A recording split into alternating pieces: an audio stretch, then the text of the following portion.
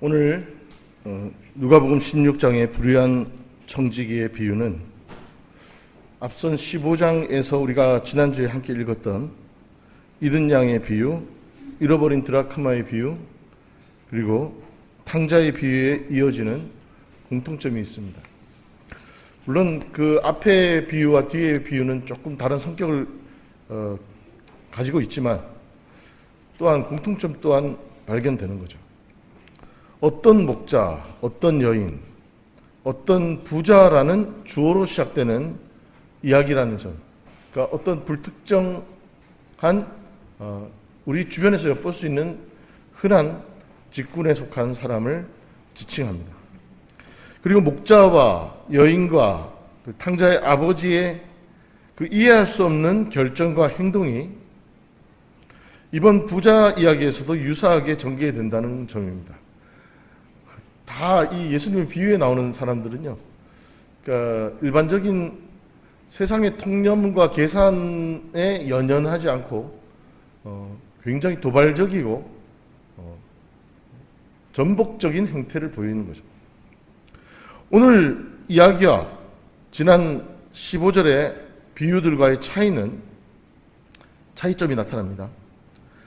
잃은 양이나 드라크마는 그냥 물질이거나 동물이라서 그들에게 불의하다, 정의롭다 판단하기 어렵습니다. 그들은 어떤 잘못을 한 바 없습니다. 그리고 집을 나갔던 탕자는 불의하긴 하지만 그래도 회개하고 돌아오는 모습을 보여줍니다. 그러니까 그 회개하는 아들을 아버지가 따뜻하게 품어주는 거죠. 하지만 오늘 16장의 이 비유에 등장하는 청지기는 처음부터 끝까지 불의합니다. 그렇죠? 그는 주인의 소유를 낭비했으며 그 연유로 주인으로부터 파면 통고를 받습니다. 주인에게 파면 통고를 받은 이 청지기는 반성의 모습을 보이지 않습니다. 오히려 주인의 그 소유를 더 소비하고 낭비하는 결정을 하죠. 주인에게 빚진 채무자들을 불러 빚을 깎아준 것입니다. 그렇죠. 오늘 16장 5절에서 7절까지의 모습입니다. 요즘으로 치면 이런 행동은 뭐죠? 배임죄에 해당되겠죠? 배임죄.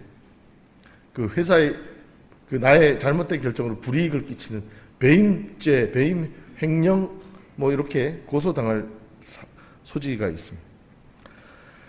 그가 이러한 행동을 한 이유는 오로지 자신의 안위를 도모하기 위한 거였습니다. 이제 잘리면 어떻게 하지? 나가서 노가다를 해야 되나? 난 체력이 약한데?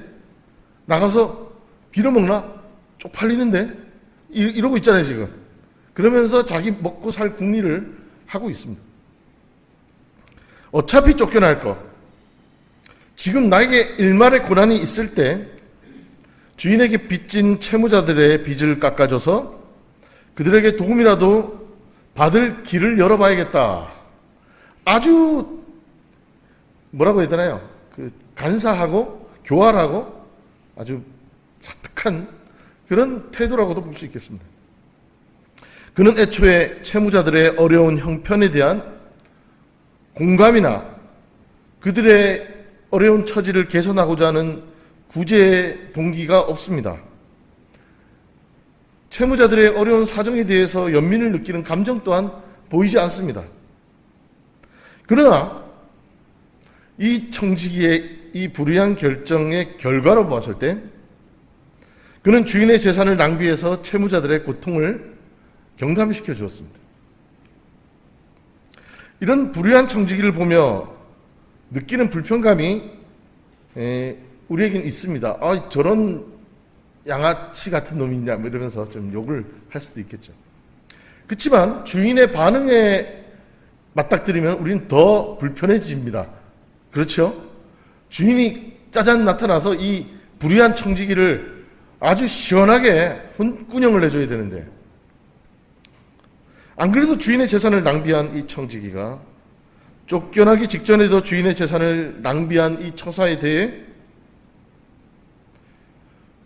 응징을 기대했던 독자들은 이내 실망하게 됩니다. 주인은 청지기가 채무자들에 대해서 채무 경감 조치를 한 것을 칭찬합니다. 이 모습을 보면서 앞에 15장에 나오는, 누가복음 15장에 나오는 그 목자의 모습, 여인의 모습, 아버지의 모습이 오버랩됩니다. 99마리 양을 들판에 내버려 두고 한 마리 양을 찾아 나선 목자나, 동전 한 개 따위에 집착해 온 집안을 뒤집어 엎는 여인이나, 막장 패륜 아들을 환대하며 잔치를 베푸는 아버지와 같이 오늘 주인의 행동은 주변 사람들을 당혹스럽게 하는 것입니다. 야, 저렇게 배임한 사람을 칭찬해? 그럼 나도 배임해도 되나? 이런 생각을 하게 만드는 거죠. 혹자는 이 이야기를 통해서 긍정적인 추정을 합니다. 여러 주석들을 읽어보니까 이 청지기가 경감해 준 것은 빚을 다 탕감해 준 게 아니라 그 빚에 붙은 이자를 소멸시켜 준 것이다. 뭐 이런 거죠.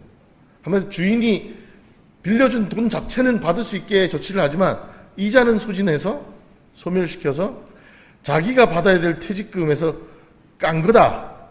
뭐 이렇게 해석하는 주석들이 있더라고요. 그러므로 이 청지기는 마지막에는 반성해서 자신의 퇴직금을 이 채무자들의 채무 경감을 조치를 통해서 자신의 희생을 보여준 것이다. 뭐 이렇게 해석하는 해석이 있습니다.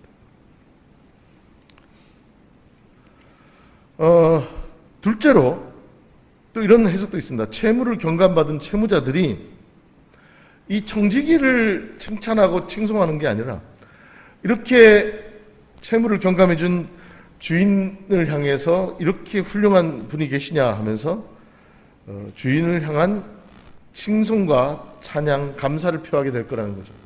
이런 것을 겪은 주인은 자신의 명예가 드높아진 것에 대해서 의외로 기뻐하며 이 청지기를 칭찬했을 거라는 해석입니다. 둘 다 그럴싸한 해석입니다. 하지만 오늘 본문에서는 이러한 추정들은 그저 추정에 불과합니다. 추측이죠. 어디에도 이 불의한 청지기가 반성해서 이런 조치를 했다, 혹은 채무자들이 채무를 경감받아 주인을 칭송해서 주인이 우쭐해져 기분 좋아져서 이 청지기를 칭찬했다는 진술은 어디에도 나오지 않습니다. 모두가 일리가 있는 해석이나 본문에서 우리는 본문의 진술을 보다 실제적으로 들여다봐야 되겠습니다. 주인은 그 청지기가 결코 의로워서 칭찬한 것이 아닙니다. 그리고 본문에 답이 있습니다. 그 청지기가 이 상황에 대해 지혜롭게, 슬기롭게 대처했기 때문에 칭찬했습니다. 그렇죠? 오늘 이 본문을 읽으면서 솔직히 거북하고 불편한 마음이 저 또한 있었습니다. 하나님의 공의와 정의는 어디 갔습니까? 국꿀에 드셨습니까? 밥 말아 드셨습니까? 이런 억하 심정이 저 또한 일어난 것이 사실입니다. 하지만 나름대로 역사 공부를 하면서 한국 근현대사와 교회사 속에 이 아이러니적인 상황들을 많이 직면해 보았던 저로서는 다시금 역사의 이중구조와 양면성을 묵상하게 되었습니다. 과거 우리 근현대사에도 이런 일들이 있어요. 예를 한번 들어볼까요?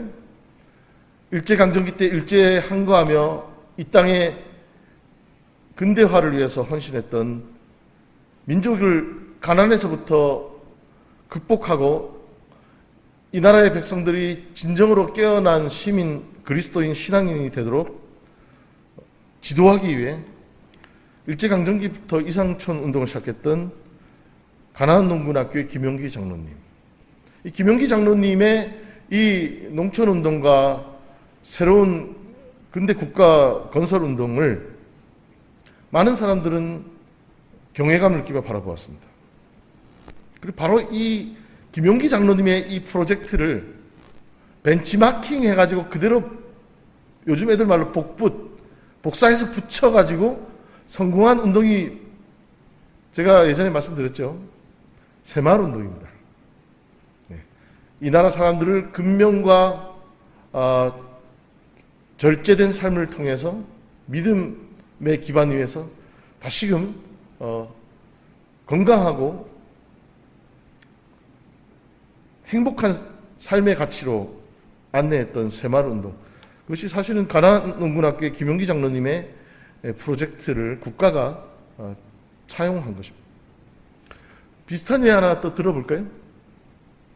저 부산에 가난한 피난민들이 모여 정착해 해방 이후에 한국전쟁을 거치고 부산의 많은 이주민들이 가난과 고통의 난민 생활을 거듭하는 그 과정에서 같은 난민으로서 부산에 정착했던 평양 산정영교회 출신 장기려 장로님은 부산에 청십자 의료원을 만들고 청십자 의료보험을 실시합니다. 한마디로 말해서 가난한 이들이 어떠한 의료 건강의 응급 상황이 발생했을 때 의료 혜택을 받지 못하는, 그래서 처참하게 죽어가는 모습을 안타까이 여긴 장기려 장로님의 이 청십자 의료보험은 이후에 국가로부터 탁월한 사회복지제도로서 인정받아 국민건강보험관리공단이 발족하고 전국민 의료보험제도로 확대되었습니다. 여러분들 아시죠? 의료보험제도. 우리가 내고 있는 의료보험료와 의료보험 시스템은 전 세계가 흠모하고 본받고 싶어하는 체계적이고 안정적인 의료보험 시스템인데요. 이것을 처음 시작한 분도 기독교인 장기려 장로님이 부산에서 가난한 자들을 위해서 실시한 일입니다. 그렇지만 이 일을 가져다가 제도화한 것은 아이러니하게도 독재 정권이죠. 한 가지만 더 말씀드리겠습니다. 1980년대는 한국 현대사의 암울한 시기입니다. 신군부의 쿠데타와 광주 학살이라는 역사적 불의가 자행되며 우리 민족은 가장 큰 상처와 절체절명의 아픔을 겪던 암울한 암울기였습니다. 이 당시의 역사적 기억들 중에서 우리에게 기쁨이나 보람을 주는 기억은 손에 꼽을 정도라고 할 수 있겠습니다. 정말 아픈 시절인데 그 중에서 정파나 이념을 떠나 많은 사람들이 대체적으로 환영하고 기뻐했던 일, 1980년대에 그래도 국가적으로 가장 기뻤던 일이 뭐가 있을까요? 88 서울 올림픽이지요. 그것은 우리나라가 이제 전쟁의 상흔과 분단의 아픔을 겪고 그 넘어서서 새롭게 국제사회에 대한민국이라는 나라가 있다는 것을, 그 존재감을 드러냈던 세계적 이벤트였습니다. 서울올림픽은 우리나라의 정체성과 새로운 시대를 향한 열망을 세계 만방에 알리는 대회였고 성공적으로 잘 마무리되었습니다.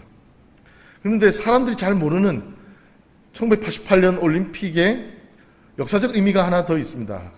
과거 제가 스포츠 역사를 연구하는 한 학자분과 대화를 하는 중에 놀라운 얘기를 들었는데요. 당대 불의한 정권이었던 정부는 올림픽을 유치하고 준비하는 과정에서 자신들의 정당성을 세계에 알리기 위해 가장 높은 수준의 대회 준비를 모색했습니다. 뭐든지 최고로 해, 이런 거죠. 잘해봐. 저 LA 올림픽보다 더 훌륭하고 빛나게 해야 돼. 뭐 이런 과시욕과 선전 동기가 있었을 거라고 생각합니다. 이 과정에서 그전에는 LA 올림픽, 그전에 모스크바 올림픽, 그전에 또 어디죠? 헬싱키, 뭐 여러 유럽과 미주 지역에서 있었던 이전의 올림픽에서는 단지 요식행위에 불과했고 아무도 거들떠보지 않았던 장애인 올림픽 준비 과정에 있어서도 앞선 올림픽보다 서울 올림픽은 비장애인들의 올림픽과 대등한 수준에서 행사의 질과 성격을 끌어올리는 노력을 기하게 되었습니다.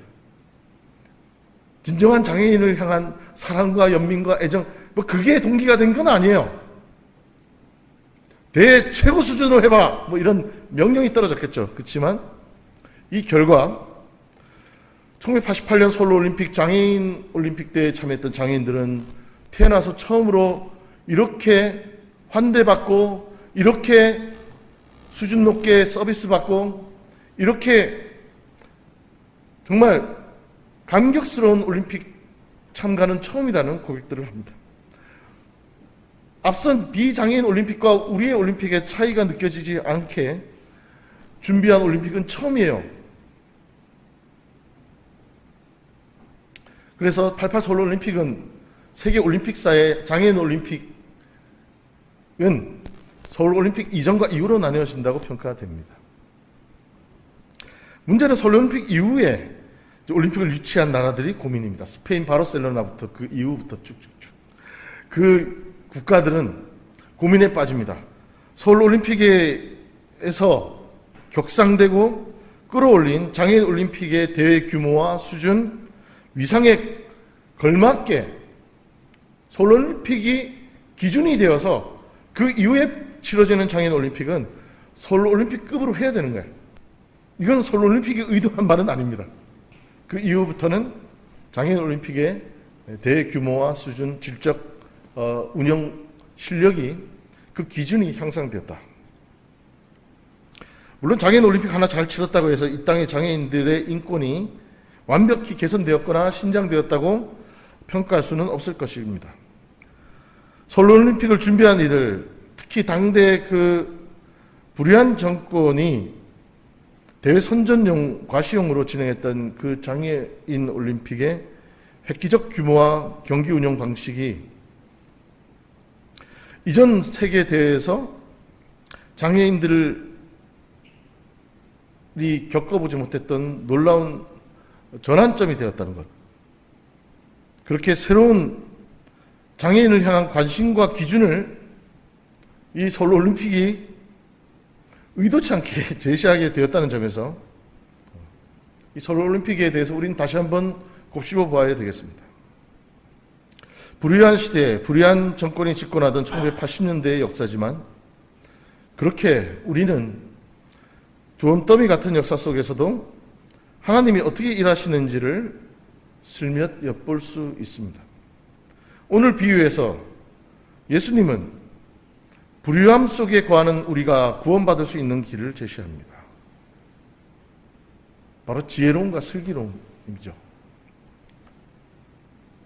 우리 개개인의 신앙적 성숙과 사랑의 실천, 나눔, 우리 개인적으로 거룩해지고 경건하게 사는 것도 중요하지만 오늘의 지금 이 이야기들을 보시면요, 우리의 신앙의 동기로 시작됐던 작은 실천이 사회화되고 제도화되고 우리의 부지불식간에 많은 이들을 또한 치유하고 회복시키고 위로하게 하는 이 시스템을 구축하는 것, 이 자비와 사랑의 대행진의 틀에게 모두가 자동적으로 올라서게 되는 이 시스템을 구축하는 것, 그것이 또한 소중하다는 것을 오늘 우리는 말씀을 통해서 또한 확인하게 됩니다. 누가복음 12장에서 이 청지기와 대척점에 있는 한 인물이 등장합니다. 예전에도 제가 설교 말씀에 소개를 했는데요. 누가복음 12장에 풍성한 소출을 거두고 많은 그 소출들을 어떻게 할까 고민하다가 그래, 더 큰 곡간을 지어 이것들을 내 곡간에 채워넣자 하며 곡간 짓기에 혈안됐던 그 부자. 그 부자는 곡간을 다 짓고 어떻게 되었나요? 그 다음날 하나님이 불러가셨습니다. 그리고 예수님은 그 큰 곡간 짓기에 혈안했던 이 부자를 어리석었다라고 말씀하셨습니다. 기억나시죠?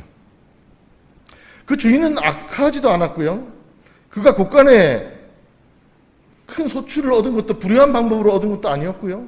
그가 정당하게 얻은 그 소출을 보관하기 위해서 큰 곡간을 짓는 일 또한 적법한 일이었습니다. 그러나 그가 곧 죽음과 파멸을 맞은 이유는 그가 불의했기 때문이라고 예수님 말하지 않습니다. 어리석었기 때문이라고 얘기했죠.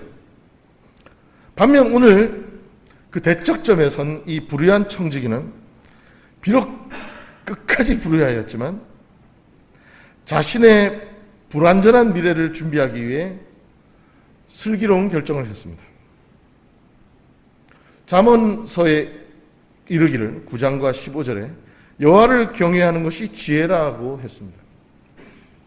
이 청지기는 비록 개인적 인성은 부도덕하거나 인간적 한계를 갖고 있었을지 모르나 주인의 결정을 인정하고 주인의 성정과 캐릭터를 충분히 이해한 가운데 주인의 뜻에 합치하는 불의를 저지르는 슬기를 보여줬습니다. 무슨 말입니까 이게? 어렵죠? 주인의 이 파면 결정에 억하심정을 갖고 주인을 죽이기를 음모를 꾸밀 수도 있었습니다. 주인을 어떻게든 재산을 가로채서 밤에 야반도주를 할 수도 있었습니다. 하지만 이는 주인의 파면 결정이라는 그 결정은 존중하고 그대로 받아들였습니다. 그래, 나 이제 잘리는 거 받아들이겠다. 하지만 내가 잘리기 전에 이 일은 하겠다. 근데 그 일은 주인이 내심 진정으로 바랐던 일이었을지 모르겠습니다. 때로는 자비를 베풀기 위해 하나님의 뜻을 이루기 위해 우리는 법을 어길 것인가 아니면 비겁한 준법자가 될 것인가에 대한 고민 앞에 서기도 합니다. 오늘 이 불의한 청지기는 하나님을 경외하며 그리고 주인을 경외하며 주인의 뜻을 받아들이며 채무자들의 빚을 경감해 줌으로써 친구들을 얻는 편을 택했습니다. 같은 누가복음 14장 말씀에서 예수님은 제자들에게 이렇게 말합니다. 잔치를 베풀 때에는 누가복음 14장 13절에서 14절 말씀입니다. 잔치를 베풀 때에는 가난한 사람들과 지체에 장애가 있는 사람들과 다리 저는 사람들과 눈먼 사람들을 불러라. 그리하면 내가 복될 것이다. 그들이 내게 갚을 수 없기 때문이다. 의인들이 부활할 때 하나님께서 내게 갚아주실 것이다. 하나님 나라의 원리는요, 때로는 이 거룩한 낭비를 우리에게 요구하십니다. 오늘 말씀의 청지기는 비록 비루하고 불의한 존재였지만 예수님이 말씀하신 천국잔치의 원리를 부지불식간에 실천한 셈입니다. 그런 의미에서 오늘 말씀의 묵상을 통해 우리도 옳지, 내가 무엇을 해야 할지 알겠다라는 지혜를 얻어야 하겠습니다. 그리고 우리는 이미 이런 사람들에 대한 이야기를 많이 들었습니다. 가을이 다시 찾아왔는데요. 지난 몇 년간 우리 교회 야외 예배를 갔지요. 지난 해에는 벌써 1년 전입니다. 경기도 고양에 갔습니다. 그리고 그 2년 전에는 강화도를 갔죠. 강화도와 고양을 갔을 때 제가 다 소개한 인물들이 있습니다. 강화도 홍의마을에 처음으로 예수를 믿은 신자들이 이름을 일자 돌림으로 개명하고 하나님의 말씀을 묵상하는 중에 종순일이라는 전도사가 나중에 전도사가 되는데요. 이 사람이 하나님의 말씀을 읽고 깨달은 바가 있어 자기에게 빚진 채무자들을 불러 벌인 행각이 1900년, 지금으로부터 125년 전에 대한 그리스도인 회보에 실렸습니다. 그 기사 제가 읽어드릴게요. 양력 4월분에 강화 홍의교우 종순일 씨가 자기 죄를 하나님께 용서하여 주심을 깨닫고 무한 감사하여 또 성경 말씀을 생각하고 스스로 가라되 하나님께서 나의 천만냥 빚을 탕감해 주셨으니 나도 남이 내게 빚진 것을 탕감하여 주리라 하고 빚진 사람들을 모두 청하여 불러놓고 성경 말씀으로 연설하여 전도한 후에 빚준 문서를 그 사람들 앞에서 즉시 불로 태우니 탕감하여 줌을 입은 이들이 크게 감복하여 하나님께 찬송하고 서로 공론하되 세상 사람이 백지 없는 빚도 있다 하여 취물하는 자 있거늘 예수교를 믿는 사람은 자기 돈까지 버려 남에게 적선하니 참으로 거룩한 일이라 한다 하더라. 이게 125년 전 대한 그리스도인 회보의 기사입니다. 강화도의 종순일 씨가 성경을 읽고 행한 실천입니다. 여러분들 기억나시겠죠? 지난해 가을 야외 예배에서 제가 고향 읍 벽제관지 근린공원 우리가 예배드린 그 자리가 벽제 백장님 점쟁이가 살았던 백사겸 집터라고 얘기했던 것 기억나실 겁니다. 백사겸 씨는 어려서 시력을 잃고 생계를 위해서 형님에 의해 점쟁이 밑에서 문화생이 되어 역수를 배웠고 평생을 남을 속여 등쳐먹는 복수rob으로 돈을 벌어 큰 부자가 된 인물입니다. 이 백사겸 씨가 예수를 믿고 그동안 남들을 속여 등쳐먹은 이 재산을 어휘할까 근심하고 있던 터에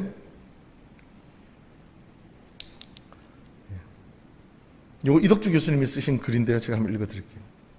이 남을 속여 먹은 재산을 정리하니 그때 돈으로 3,000냥이었다. 어떻게 처분할까 기도하던 중에 그날 밤 강도가 집에 들어 빼앗아갔다. 백사겸 전도사가 이렇게 말합니다.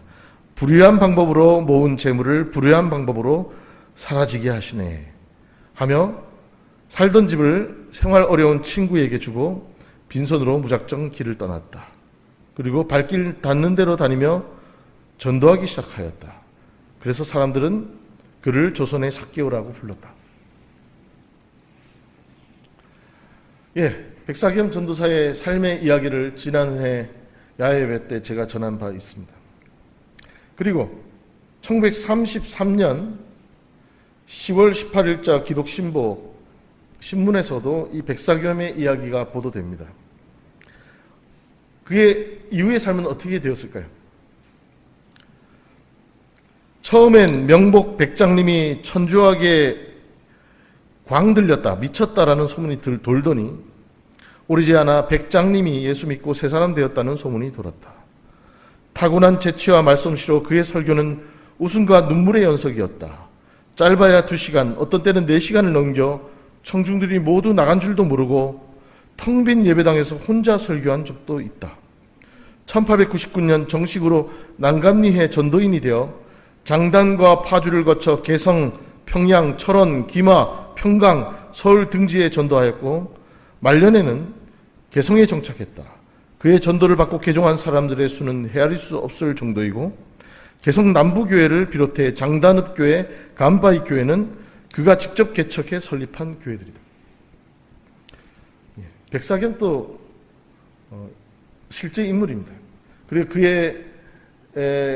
그는 아들이 쫓아다니며 성경을 읽어주는 것을 그대로 외워서 신약성서를 다 통으로 외웠다고 전해지죠. 옆에서 아버지에게 성경을 읽어주던 아들은 나중에 연희전문학교 영문과 교수가 됩니다. 새로운 믿음의 족보와 가계가 시작되는 이야기들입니다. 이렇게 종순일도 백사겸도 다 불우한 삶 속에 머물던 이들이었습니다. 그러나 그러한 우리도 영적으로 깨어 슬기로워진다면 하나님께서 우리에게 새 길을 열어주신다는 확증을 종순일과 백사겸을 통해 우리에게 보여주십니다. 재물에는 2가지 유형이 있다고 합니다. 부정적 의미의 재물 맘몬이 있고요. 중립적 가치를 지닌 재물 우시아가 있습니다. 물적 축복과 은총은 하나님의 선물과 은혜 중에 포함됩니다. 이러한 물질적 삶을 잘 향유하고 사용하면 우리의 생명과 삶이 더 풍성해지는 것이죠. 그러나 재물은 한편으론 우리에게 충성을 요구합니다. 요망한 물건이죠. 이 재물은 중립적 개념의 우시아라는 개념보다 마물의 부정적 의미의 만몬에 해당합니다. 만몬은 우리를 물질의 종노릇하게 하고 사람 간에 경쟁하고 해코지하게 합니다. 그리고 물질이 모든 관계, 즉 하나님과 사람, 사람과 사람, 사람과 자연의 관계를 모두 파괴하도록 이끕니다. 만몬이라는 재물에 우리가 이끌릴 때 일어나는 일이죠. 우리는 지난 누가복음의 비유들을 통해 구원을 향한 인간의 길에 대해 다양한 관점에서 묵상하고 성찰했습니다. 예수님은 의롭지만 어리석은 이의 모습도 보여주었습니다. 또 한편으로 불의하지만 지혜로운 이의 모습 또한 오늘 16장에서 보여주셨습니다. 둘 다 가능한 모습입니다. 아무 죄 안 짓고 의롭게 살았어도 어리석은 사람도 있을 수 있지요. 불의하고 사특하지만 그의 행동이 하나님의 뜻을 이루는 도구가 되는 경우도 있지요. 그렇지만 오늘 누가복음 16장 본문의 마지막 절에서 예수님은 경고의 말씀을 하십니다. 우리는 어리석으면서 지혜로울 수 없다라는 길만큼은 단언하시는 거죠. 그것이 바로 오늘 13절에 한 종이 두 주인을 섬기지 못한다는 말씀입니다. 오늘 주보 앞면에 표지에도 나와 있지만 아펜젤러 인후교회 창립 23주년입니다. 하나님이 지난 22여 년간 우리 교회를 세우시고 회중을 모으시고 지금까지 이 교회가 걸어올 수 있게 이끌어 주신 것, 우리가 의로워서 선해서라고 말하기는 곤란할 것 같습니다. 다만 여전히 불의와 어리석음 속에도 기웃거리지만 늘 깨어 지혜를 갈구하는 그 마음을 긍휼히 여겨주셨기에 하나님은 여전히 이 자리에 우리가 모여 예배할 수 있도록 허락하신다고 고백합니다. 주인은 청지기에게 그의 인간적 한계에도 불구하고 그 지혜로움을 칭찬하셨지만 결국 우리의 어리석음도 우리의 지혜로움도 다 주님을 경외하는 발걸음 속에서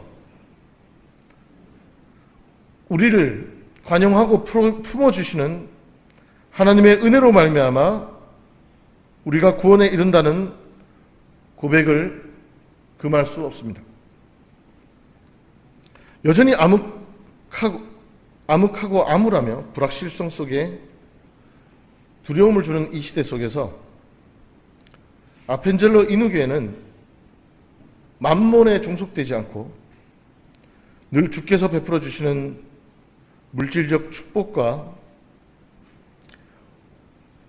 우시아, 이 중립적 개념의 이 재물인 우시아를 잘 관리하고 나눔으로써 진정 이곳에서부터 천국의 잔치가 경험되고 세상에 그리스도의 향기와 생명의 샘물이 흘러 내려가는 원천이 되기를 아펜젤러 인후교회 창립 23주년을 맞은 이 시간 간절히 기원하고 축원드립니다. 기도하겠습니다. 자비하신 하나님 감사합니다.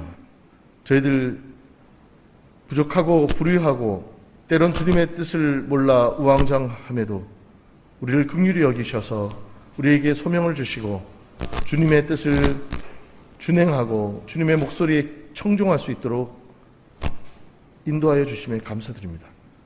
이제 주께서 우리에게 이 교회를 세워주시고 이 자리에 불러주신 그 뜻을 더욱더 깨달아 알도록 지혜를 허락하여 주시고 이제 새롭게 맡겨진 한 주간 성령의 인도하심 속에서 오늘 이 시대의 그리스도인다움과 교회다움을 더욱 깊이 묵상하고 우리가 실천할 바를 실천해 나가는 복된 아펜젤러 인후교회 모든 성도 될 수 있도록 주님 인도하여 주옵소서.